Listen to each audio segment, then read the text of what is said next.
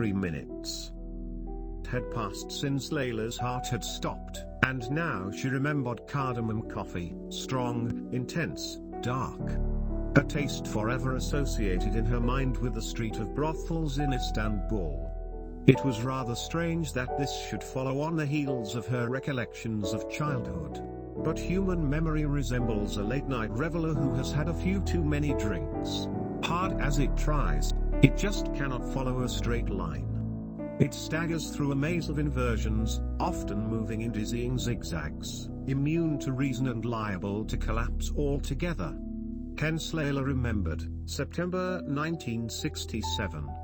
A dead-end street down by the harbour, just a stone's throw from the port of Karakoy, near the Golden Horn, extending between rows of licensed brothels.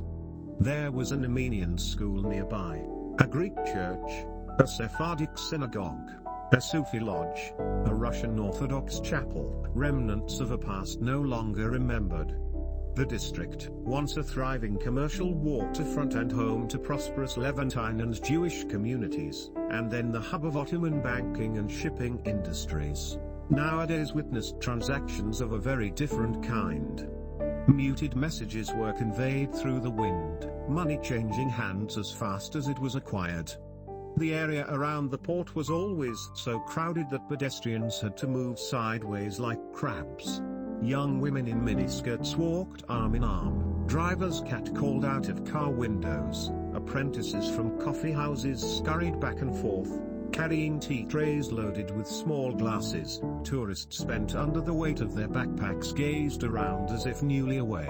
Shoeshine boys rattled their brushes against their brass boxes, decorated with photos of actresses, modest ones on the front, nudes on the back. Vendors peeled salted cucumbers, squeezed fresh pickle juice, roasted chickpeas and yelled over one another while motorists blasted their horns for no reason at all. Smells of tobacco, sweat, perfume, fried food and an occasional reefer, albeit illegal, mingled with the briny sea air.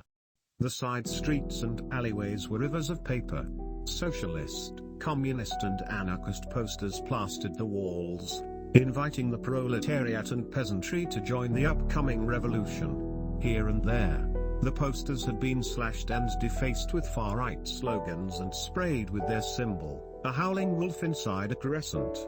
Street cleaners with tattered brooms and weary looks picked up the litter, their energy sapped by the knowledge that new flyers would rain down as soon as they turned their backs.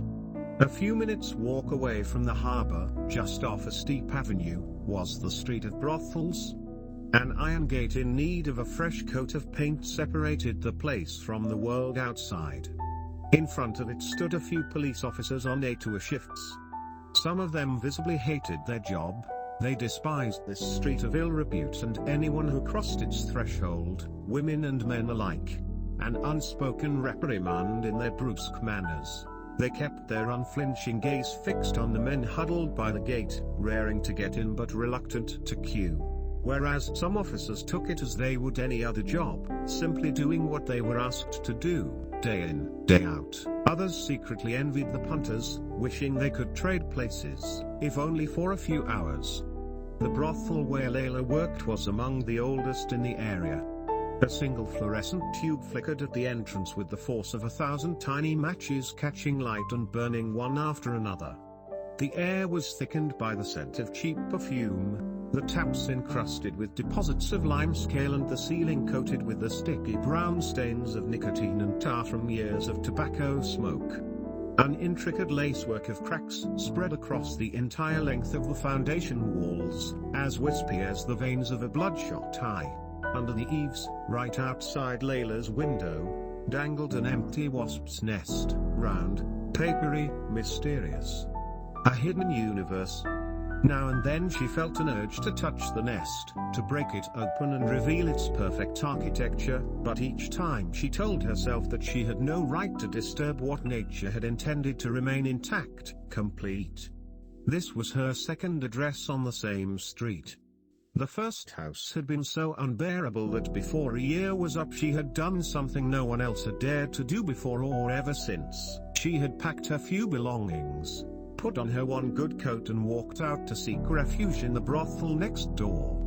The news had divided the community into two camps. Some said she should immediately be returned to the previous place, otherwise, every mother's daughter would start doing the same thing, violating the unwritten code of work ethics, and the whole business would tumble into anarchy. Others said that, according to the dictates of conscience, anyone who had been so desperate as to seek sanctuary should be provided with it.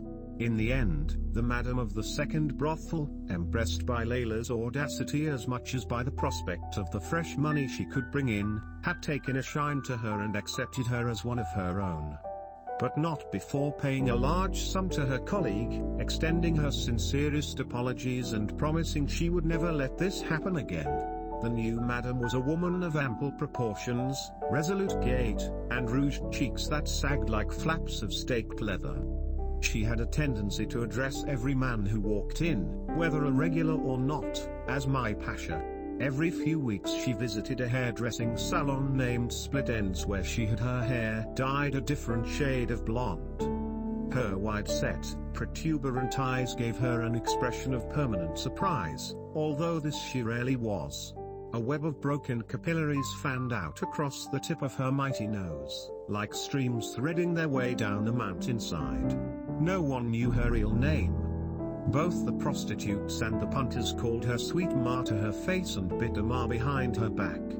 She was all right as far as madams went, but she had a tendency to do everything to excess. She smoked too much, swore too much, shouted too much, and was simply too much of a presence in their lives. A veritable maximum dose. We were founded way back in the 19th century. Bitter Ma loved to boast, a proud lil, to her voice. And by none other than the great Sultan Abdulaziz. She used to keep a framed portrait of the Sultan behind her desk, until one day a client with ultranationalist leanings had reprimanded her about it in front of everyone. The man had told her in no uncertain terms not to tout such nonsense about our magnanimous ancestors and our glorious past. Why would a sultan, the conqueror of 3 continents and 5 seas, allow a house of filth to open in Istanbul? He had demanded to know. Bitter Ma had stammered, nervously twisting her handkerchief. Well, I think it's because who cares about what you think? Are you a historian or what are you? Bitter Ma had raised her freshly plucked eyebrows. Or maybe you are a professor. The man had chuckled. Bitter Ma's shoulders had drooped. An ignorant woman has no right to distort history, the man had said, no longer laughing. You better get it straight. There were no licensed brothels in the Ottoman Empire. If a few ladies wished to ply their trade on this line, they must have been Christians or Jews, or heathen gypsies. Because I'm telling you, no proper Muslim woman would ever have agreed to such immorality. They'd rather have died of hunger than agreed to sell themselves. Until now, that is. Modern times, immodest times. After the lecture, Bitter Ma had quietly taken down the portrait of Sultan Abdulaziz and replaced it with a still life of yellow daffodils and citrus fruits. But since the second painting happened to be smaller than the first, the outline of the Sultan's frame remained visible on the wall, thin and pale like a map drawn in the sand.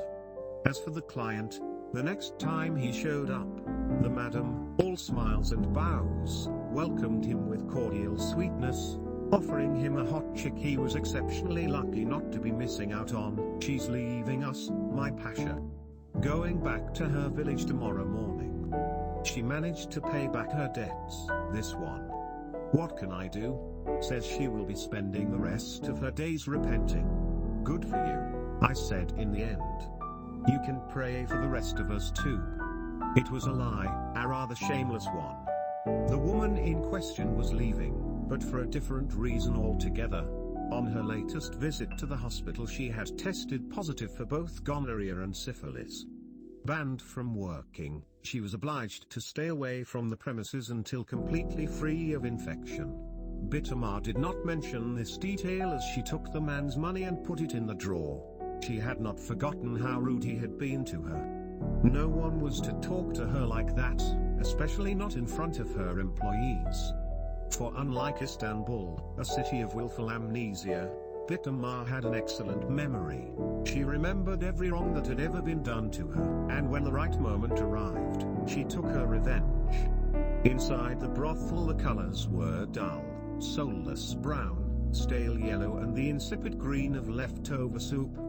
No sooner had the evening risen reverberated over the city's leaden domes and swayback roofs than Bitamar would turn on the lights.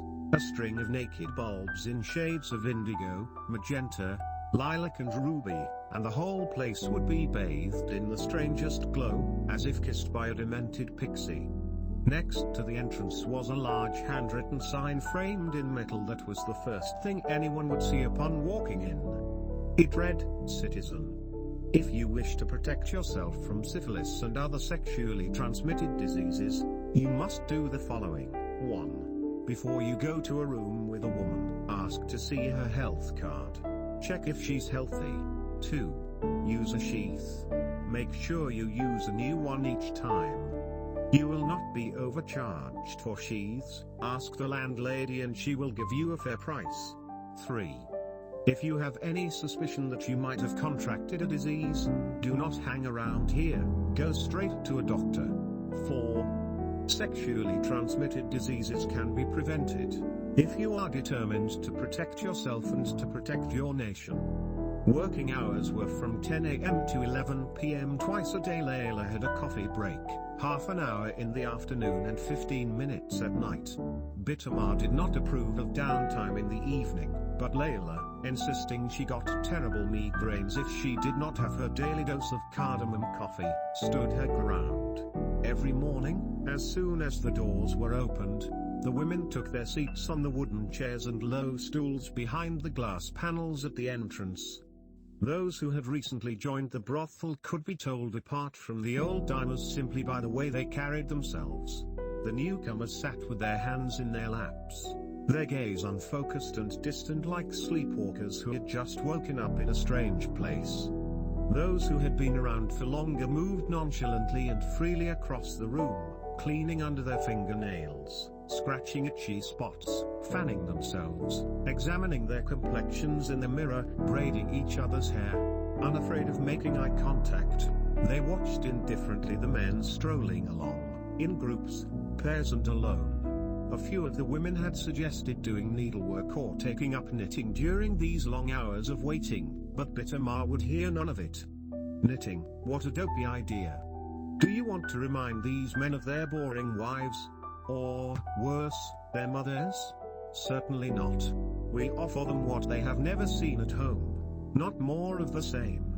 This being one of the 14 brothels lined up along the same cul-de-sac, the clients had plenty of options. They would pace up and down, stop and leer, smoke and ponder, weighing up their choices.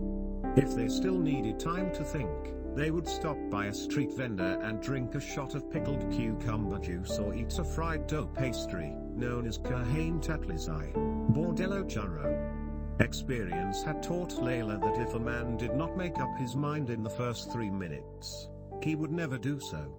After 3 minutes her attention would shift to someone else. Most of the prostitutes refrained from calling out to the punters, finding it sufficient to blow the occasional kiss or offer a wink, show some cleavage or uncross their legs. Bitamar did not approve of her girls appearing too eager. She said it cheapened the merchandise. Nor were they to act cold, as though they were unsure of their own quality. There had to be a fine sophisticated balanced dash, and not that Bitamar herself was a well-balanced person, but she expected from her employees what she herself desperately lacked.